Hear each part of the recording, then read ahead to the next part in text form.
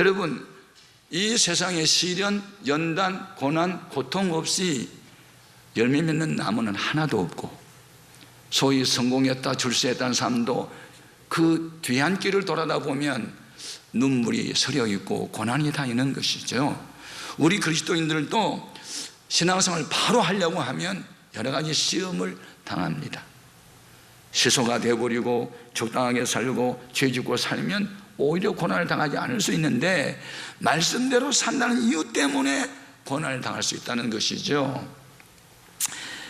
우리는 예수를 믿으면 편안함만 있는 게 아니고 예수를 믿기 때문에 고난도 당할 수 있다, 꼭 기억해야 돼요. 문제는 고난에 휩쓸려서 끝나는 인생이 아니라 고난을 통해서 우리는 더 성장하게 되고 성숙하게 되고 더 좋은 열매를 맺도록 되어 있습니다. 이 비밀을 깨달은 야고보는, 형제들이여, 우리가 여러 가지 시험을 만날 때 기뻐하십시다, 이렇게 이야기하는 거예요. 자, 2절 말씀을 함께 읽어볼까요?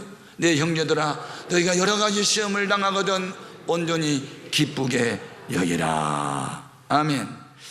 여러분, 이 환난, 고난 가운데도 기쁨으로 그걸 받아들인다. 어떤 믿음일까요? 절대 주권의 하나님을 믿는 겁니다. 생사는 하나님의 손에 달렸다, 화복도 하나님의 손에 달렸다. 이 고난도 역경도 하나님 허락하는 것인데 뜻이 있을 것이다. 이 고난과 역경이 끝나고 나면 영광은 갑절로 나타날 것이다. 이 믿음이 우리로 하여금 고난도 역경도 시험도 기쁨으로 이길 수가 있습니다. 그러면 이 야고보서를 쓰는 야고보는 어떤 야고보인가? 성경에 야고보가 많이 등장되죠. 동명이인이 많습니다. 그런데 이 야고보서를 쓰는 이 야고보는 예수님의 친동생 야고보입니다. 예수님의 친동생 야고보는 예수님이 십자가에 못 박혀 돌아가실 때까지 예수 안 믿었습니다. 그 형제들가 다 안 믿었어요. 다만 마리아만 믿었을 뿐이에요. 그런데 언제부터 이 야고보가 예수님을 구주로 믿게 됐는가?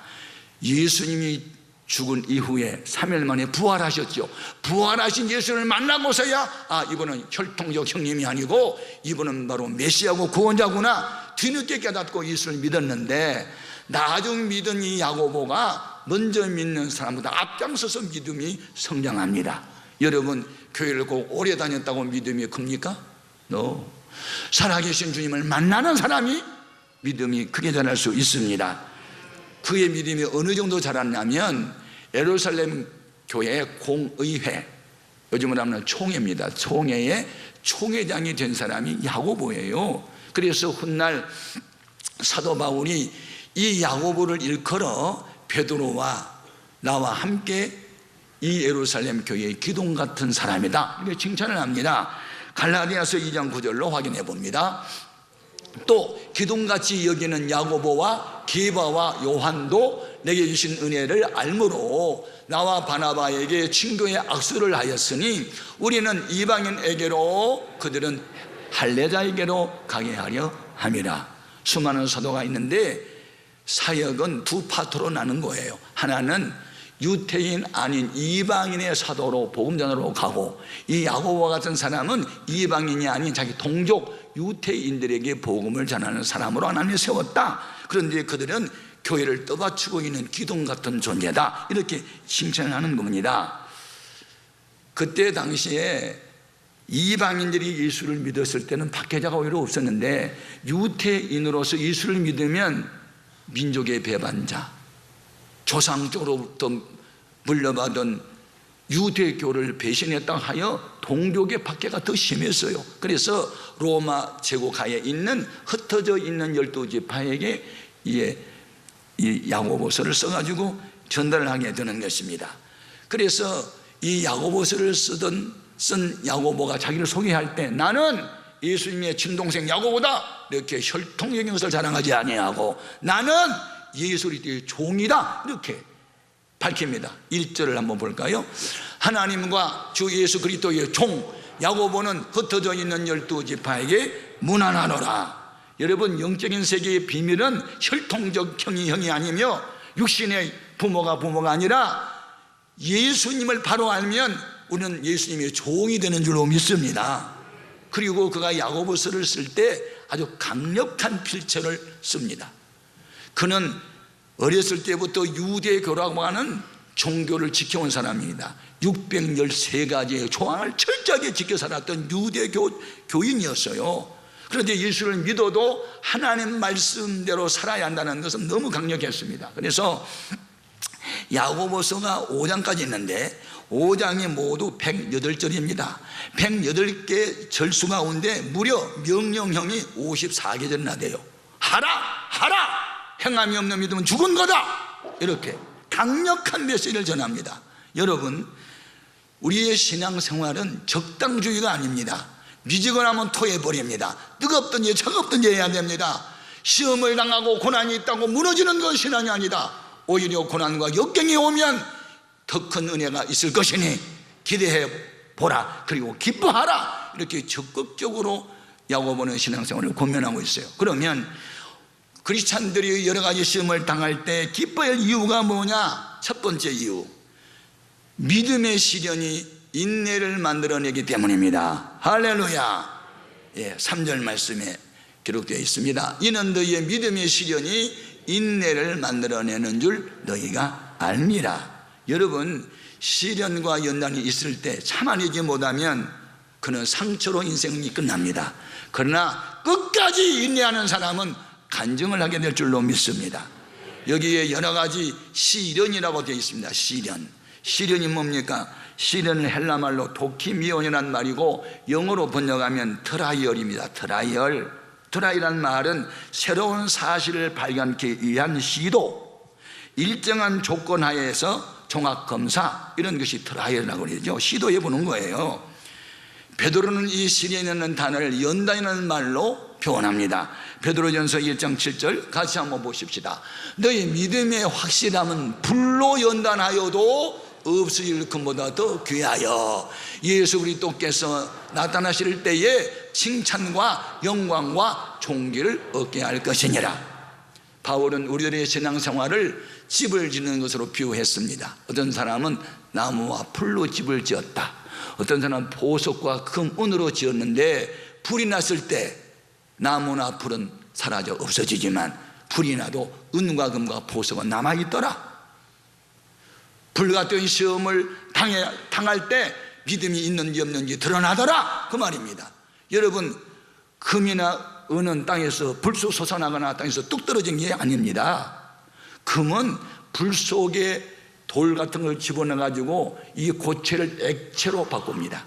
열을 가하면 녹아버리잖아요. 녹아버린 그 중에서 금만 출해냅니다. 은도 마찬가지죠. 은도 다 녹여가지고 거기에서 찌꺼기를 걸러내고 은만 남게 하지요. 그래서 순은이 되고 순금이 그래 나오는 거죠. 불 속에 들어가야 금이 나오고 불 속에 들어가야 은이 나온다. 그래서 성경은 우리의 신앙이 온전하게 서는 데 있어서 하나의 과정으로 시련과 연단과 고난이 따른다는 겁니다. 오래전에 해외 토픽에 나온 이야기입니다. 스코틀랜드의 한 목동이 영웅된 이야기입니다. 스코틀랜드의 북부의 계곡을 가로지른 철교가 있었는데 그 철교 밑에는 깊은 강물이 흐르고 있습니다. 지난밤 쏟아지는 폭우로 철교가 무너져 내렸지요. 산에서 양을 치던 목동이 이 사실을 발견합니다. 시간이 되면 그 철교로 기차가 지나가야 되는데 철교 끊어진 것도 모르고 지나가면 수많은 사람이 죽는다고 생각했습니다. 그래서 그는 기차가 올 시간에 겉옷을 벗어들고 철길로 뛰어가가지고 기차가 나타나자 흔들면서 스탑을 외칩니다. 그런데 기관사가 그 아이를 늦게 발견을 하게 되고 브레이크를 밟았는데 제동거리 때문에 그 아이를 치고 지나갑니다. 아이는 거기에서 죽었죠. 기차가 서서 보니까 거기 철교가 다 무너져 내려 있습니다. 아이는 죽었지만 수백 명이 살았죠. 그래서는 스코틀리의 영웅이 되죠. 이와 같은 일은 바로 십자가 사건이죠. 우리 예수님이 죄가 없어요. 지금 철교가 끊어진지도 모르고 칙칙 보고 달려가는 기차, 그냥 가면 죽습니다. 지금 인생들이 지옥을 향해서 가고 있는 줄도 모르고 하나님과 단절된 철교, 그냥 가면 망하게 되는데 못 모르고 갑니다. 우리는 외쳐야 합니다. 스탑하십시오. 더 이상 전진하면 큰일 납니다. 이게 복음을 전하는 것입니다. 복음 전하다가 당한 고난, 그것은 상으로 이어진다는 것을 야고보는 알았기 때문에 여러분, 죄 때문에 고난한 것이 아닙니다. 주와 복음을 위해서 고난당한 여러분은 실망하지 말고 끝까지 인내하십시오 라고 이야기하는 것입니다. 천국에 가는 길 험하여도 생명길 전하니 은혜로다 하고 우리는 끝까지 이 길을 가야 될 줄로 믿습니다. 죄 때문에 고난당하지 마십시오. 의를 위해서 핍박을 받으십시오. 그러면 하늘의 상이 클 줄로 믿습니다. 어제 제자대학을 강의하고 훈련을 시키면서 나온 놈의 시간에 한 청년은 얼마 전에 갑자기 세상을 떠나버린 아버지 때문에 목에 매어 말을 못 이어가는 것을 들었습니다. 한 자매는 이번 추석 명절에 안 믿는 부모님 전도하러 갔다가 엄청나게 요만 바가지로 얻어먹고 돌아왔다, 그런 말도 들었습니다. 죄와 상관없는 고난입니다. 하나님이 기뻐하는 뜻대로 살아보려고 애쓰는 사람들은 눈물이 있고 고난이 있는데 잘 참아내야 될 줄로 믿습니다. 복이 뭡니까? 복. 의를 위해서 핍박받는 것이 복입니다. 전도하지 않은 사람은 핍박도 안 받습니다. 그걸 복입니까? 편안하게 사는 것만 복이냐고요? 천국은 그렇게 가는 게 아닙니다. 마태복음 5장 10절 읽어볼까요? 의를 위하여 박해를 받는 자는 복이 있나니 천국이 그들의 것임이라.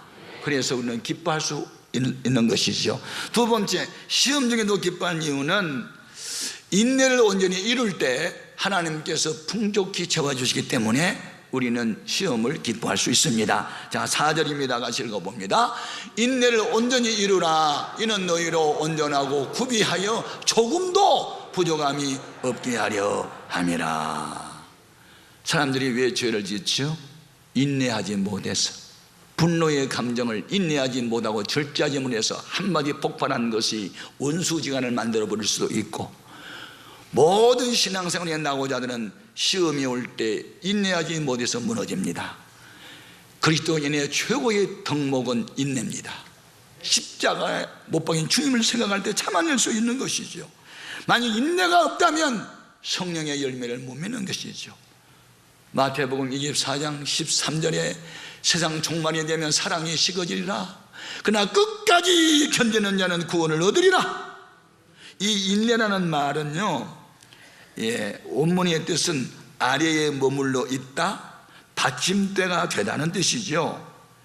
여러분, 아름다운 꽃병은 받침대 위에 올려놓습니다. 우람하고 큰 건물은 기둥이 떠받치고 있고 그 기둥 밑에는 주춧돌이 있거나 반석이 있습니다. 그게 받침대죠. 받침대가 없으면 무너져요. 여러분, 인내가 없으면 신앙은 무너져요.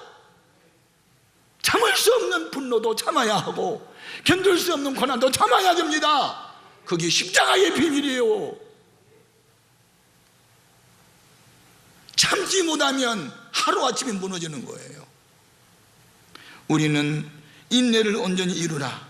그리하면 그 인내 때문에 너희가 온전하게 되고 구비해서 나중에는 하나님이 조금도 부족함이 없는 것으로 채워주실 것이다, 이렇게 말을 하지 않습니까? 예. 우리는 사람들로부터 인격적으로 짓밟힘을 받을 때 참기가 어려워요. 자존심을 상해주는 거 참기가 어려워요. 그런데 주님은 그걸 참아냈잖아요. 그 주님이 어디 계세요? 우리 안에 있다면 예수님과 함께 우리는 참아야 하는 것입니다. 한 가족이 좋기는 하지만 신앙이 맞지 않으면 한 집안 식구가 원수되는 거 아시죠? 예수 믿는다는 이유 때문에 그렇게 화목했던 가정에 원수가 되는 경우도 있단 말이죠. 그러나 그것은 진정한 가족이 되기 위한 하나님의 과정일 뿐입니다. 끝까지 참아내는 사람에게는 마지막 날에는 예수 믿는 그 사람으로 인해서 전 가족이 복음화가 될 것을 믿습니다. 그러나 과정은 힘들고 어려움이 있을 수 있는 것이죠. 자, 마태복음 10장 35절 이하로 확인해 보겠습니다. 내가 온 것은 사람이 그 아버지와 딸이 어머니와 며느리가 시어머니와 불화하게 하려 함이니 사람의 원수가 자기 집안 식구리라. 아버지나 어머니를 나보다 더 사랑하는 자는 내게 합당하지 아니하고 아들이나 딸을 나보다 더 사랑하는 자도 내게 합당하지 아니하며 또 자기 십자가를 지고 나를 따르지 아니하는 자도 내게 합당하지 아니하니라. 주님을 사랑하기에, 교회를 사랑하기에, 믿음을 지키려고 하다 보니 너는 부모 형제도 없느냐? 예수가 밥 먹여야 하느냐? 이런 박해를 받을 때가 있단 말이죠. 그러나 두고 보십시오. 나는 아내보다 딸보다 아들보다 누구보다도 주님을 더 사랑한다는 이유 때문에 박해를 받는 자, 마지막에는 반드시 승리를 주실 줄로 믿습니다. 마태복음 10장 39절입니다. 자기 목숨을 얻는 자는 잃을 것이요 나를 위하여 자기 목숨을 잃어버리면 얻으리라. 아멘. 이것을 영리적 진리라. 일반 상식으로 이해될 수 없는 비밀입니다. 죄 짓고 고난당하지 말고 주를 위해서 고난당하십시오. 여러 가지 시험을 만날 때 슬퍼하지 말고 왜 나만 당하는 고난이라고 원망하지 말고 이 고난의 배후에 영광이 있다는 것을 믿으십시오. 인내의 덕을 끼치는 사람만 마지막 가면 풍부한 것을 주님이 얻게 하십니다. 이 시련도 연단도 하나님의 허락으로 된 것이기 때문에 그렇습니다. 시편 66편 10절 이하로 확인해 보겠습니다. 하나님이여 주께서 우리를 시험하시되 우리를 단련하시기를 오늘 단련한 같이 하셨으며 우리를 끌어 그물에 걸리게 하시며 어려운 짐을 우리 허리에 메어 두셨으며 사람들이 우리 머리를 타고 가게 하셨나이다. 우리가 불과 물을 통과하였더니 주께서 우리를 끌어내사 풍부한 곳에 들이셨나이다. 아멘. 여러분, 우리 모두는 예수를 믿고 스타가 되어야 되죠. 스타. 밤하늘에 빛나는 별들처럼 되어야 합니다. 여러분, 군대 가면 스타가 최고입니다. 스타가 영어인데 우리말로 말하면 별입니다. 별. 별을 달았다. 여러분, 대령 계급장을 달고 있다가 준장 별 하나를 달면 얼마나 많이 달라질까요? 100가지가 달라집니다. 대우가 하늘과 땅 차지요. 우리나라 군인이 63만 명인데 별을 단 사람은 440명 정도밖에 없어요.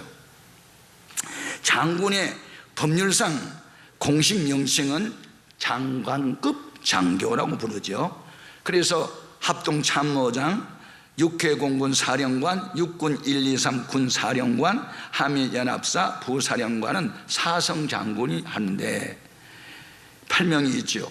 그런데 의전 서열시에는 국방부 차관보다 더 높은 서열이 두는 것입니다. 그래서 어떤 행사를 할 때 이 장성이 참석을 하게 되면 예포를 발사하는데 별 4개에 달린 장군이 뜨면 19발의 예포를 쏘고 중장이 뜨면 17발, 소장이 뜨면 15발, 준장이 달면 13발을 쏜대요. 예포를. 대통령이 뜨면 몇 발 쏠까요? 21발. 잘하네. 삼부요인은 19발. 그러니까 이 정도로 대우로 해줘요. 그리고 이 장군이 딱 되면 보좌관, 관용차량, 운전병 다 따르지요. 공간 병력이 따르지요. 조리병 따르지요. 청소 다 해주고 밥 다 해주지요. 퇴역을 하면 평생 먹여 살려주지요. 별 달면 최고입니다. 그런데 우리 같은 사람도 별 달 수가 있습니다. 어떤 사람? 전도 많이 하면 스타가 됩니다. 다니엘서 12장 3절 같이 확인해 볼게요. 지혜 있는 자는 궁창의 빛과 같이 빛날 것이요 많은 사람을 옳은 대로 돌아오게 한 자는 별과 같이 영원토록 빛나리라. 따라하시나 나는 하늘나라 스타다. 하늘나라 장군이다. 나는 별을 달았다. 뭘 달아서 앞으로 달아야 되겠죠. 여러분, 전도 많이 하면 별을 나는 장군처럼 하나님이 대우해 주신다니 장군이 되면 부족함이 없이 다 국가가 책임져 줍니다. 정말 최고의 대우를 해주죠. 장군이 되면. 그런데 성경을 보니까 나 같은 사람도 장군이 될 수 있네, 전도만이 하면 나도 하늘의 별처럼 되겠네. 할렐루야. 그래서 야고보가 이 전도하다가 당한 고난을 기뻐하라는 겁니다. 즐거워하라는 것입니다. 하늘의 상이 크다는 것이죠. 아멘. 아멘은 나 혼자만 하는데 같이 해야. 아멘. 맞아요. 세 번째, 우리가 여러 가지 시험 중에도 기쁠 이유는 시험 중에 기도를 하면 주님이 지혜를 주셔서 그 문제를 해결해 주시기 때문입니다. 아멘. 자, 5절입니다. 같이요. 너희 중에 누구든지 지혜가 부족하거든 모든 사람이 후히 주시고 꾸짖지 아니하시는 하나님께 구하라. 그리하면 주시리라. 가난의 문제인가요? 질병의 문제인가요? 속썩이는 남편이나 자식 때문에 문제인가요? 그게 문제가 아니고 기도하지 않은 것이 더 큰 문제예요. 믿음으로 기도하면 그 문제는 해결이 돼요. 다시 또 따라요. 문제보다 크신 하나님. 믿으면 아멘. 미국에 어려서 아버지를 여의고 빈민촌에서 어머니와 함께 사는 조지 이스트만이라는 소년이 있었습니다. 어머니는 독실한 크리스찬이었고 저녁에 아이가 잠이 들면 그 손을 꼭 부여잡고 기도하죠. 하나님, 우리 비록 가난하지만 우리 아들이 앞으로 크면 하나님이 복을 많이 주셔서 이 빈민촌에 도움을 좀 주고 사는 그런 우리 가족이 되게 해주세요. 그 기도를 10년, 20년 계속하죠. 그런데 그 아이가 자라서 사진관에 취직을 했어요. 그래서 가서 사진 기술을 배워요. 그래서 기도를 해요. 하나님, 나는 이 사진에 대해서 하나님 도를 좀 트게 해주세요. 그리고 기도를 했더니 지혜를 주셨어요. 그래서 이 휴대용 작은 카메라를 만들 수 있는 기술도 갖게 해주시고, 그 다음에 필름을 만드는 지혜를 주셨어요. 그 필름이 뭐냐면 코닥 필름이에요. 여러분, 60년대에서부터 계속해서 일본의 후지 필름하고 미국의 코닥 필름이 세계 시장을 장악하죠. 그런데 후지 필름은 더 이상 기술 개발이 끝나서 사라지게 됐고, 코닥은요 계속 그 세계 시장을 휩쓸었죠. 그게 바로 이스트만 코닥 회사고, 바로 이 가난한 소년이 그 코닥 필름 그 사진으로 인해서 재벌이 되죠. 그래가지고 불쌍한 사람을 수도 없이 구제합니다. 어떻게 얻어진 지혜입니까? 기도에서. 기도를 하면 두 가지가 임해요. 문제를 해결하는 두 가지. 능력 아니면 지혜. 능력과 지혜가 있으면 다 되는 거예요. 제가 학창시절에 가장 많이 썼던 볼펜이 모나미 153이었어요. 여러분, 모나미 153을 압니까? 모르는 사람은 이상한 사람이에요. 다 알아요. 모나미 153 많이 써요. 지금도 나와요. 1963년 5월 1일 날 이 모나미 볼펜 창업을 하는데, 그게 사장인 송삼석 회장이 기도원에 가지요. 하나님, 나 회사 차렸는데 지혜 주세요. 재물 좀 주세요. 선교도 하고 교회도 짓고 좀 하나님 기쁜 일 좀 할게요. 그리고 기도를 했더니 뭐가 생각이 났느냐면, 고기잡이에 실패했던 베드로를 찾아온 주님이 생각났고, 찾아온 예수님이 배 오른편에다가 그물을 던져라 해서 던졌더니 큰 물고기 153마리 153. 그 생각이 났대. 153. 그래서 모나미 이름을 모나미 153을 붙였는데, 그 이후로 얼마나 모나미 볼펜이 많이 팔렸는지 10억 개가 팔렸대. 아멘도 안 하네. 10억 개면 여러분 평생 새도 못 세요. 얼마나 수가 많은지. 지혜는 기도해야 주셔. 사업을 해도 기도를 해서 사업을 하는 사람이 하나님이 높여주시는 거예요. 모든 것을 풍부해서 부족함이 없도록 해주시는 거예요. 기도에 다른 방법이 없어요. 마가복음 9장 29절입니다. 같이요. 이르시되 기도 외에 다른 것으로는 이런 종료가 나갈 수가 없다 하시니라. 기도해야 됩니다. 장로님들, 권사님들, 안수 집사님들, 새벽을 깨우십시오. 금식 기도에 참여하십시오. 중보 기도에 참여하십시오. 시간을 정해놓고 기도하십시오. 하루에 1시간 이상 반드시 기도하세요. 시험에 들지 않도록 기도하라. 1시간도 기도하지 못하느냐? 영어 성경에 1hour, 1시간도 기도 못하느냐? 1시간도 기도 못하느냐? 그래서 어떻게 세상을 이기겠느냐? 어떻게 시험에 들지 않겠느냐? 기도하면 세상을 이기고 문제를 이기는 지혜도 임하고 시험을 이기는 능력도 임하니, 그래서 야고보는 기도로 해야 된다, 기도를 하면 된다라고 이야기합니다. 사랑하는 성도 여러분, 우리가 신앙생활 어떻게 해야 됩니까? 고난이 오고 어려움이 있으면 누구 탓이라고 핑계만 하고 책임 전가만 시키고 싸울 겁니까? 그것은 세속적인 방법일 수 있지만 방법이 해결되는 것이 아니라 싸우면 더 상처만 받습니다. 어떻게 해야 될까요? 시험이 올 때 참으십시오. 참으십시오. 인내를 온전히 이루십시오. 그리하면 하나님이 그때 5만 가지 은사와 능력을 주실 것입니다. 그리고 끝까지 기도하십시오. 한두 번 기도해서 안 되면 1년, 2년 계속 하십시오. 10년이라도 기도하십시오. 따라 하십시다. 장기적금은 이자가 많이 붙더라. 꼭 기억하시고 실망하지 말고 낙심하지 마십시오. 반드시 인내하는 자와 기도하는 자에게 승리를 주실 줄로 믿습니다. 그 같은 은혜가 있기를 주님의 이름으로 축복합니다. 기도하겠습니다.